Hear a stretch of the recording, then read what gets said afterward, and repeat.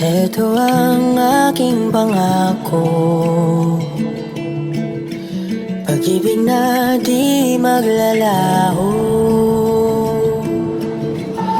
To be patient, to be kind and to be true, to love and to be loved by you. Chika Minute. Donnie, may kaagaw kay Bel Mariano?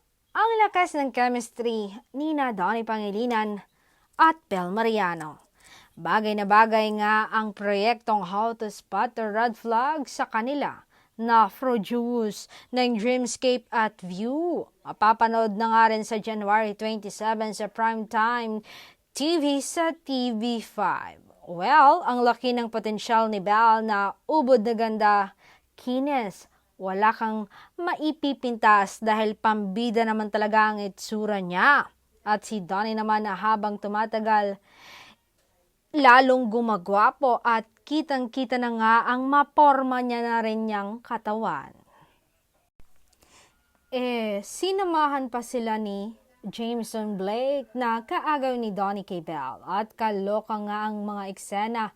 Nag-aagawan na sila kay Cha. Sa tingin ko, ang mga serye na tulad ng How to Spot a Red Flag ang mabibitan ng mga fan na gustong makaranas ng kilig. At doon mo nga aabangan kung ano ba ang magaganap. Anyway, tawang-tawa ko sa chikahan namin ni Jameson na nakakaramdam ng konting inggit daw kapag magkasama na sina Donnie at Bel.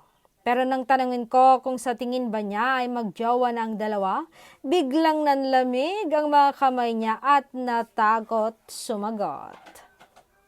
O siya, abangan na lang natin kung hanggang saan aabot ang pakilig ng mga bida.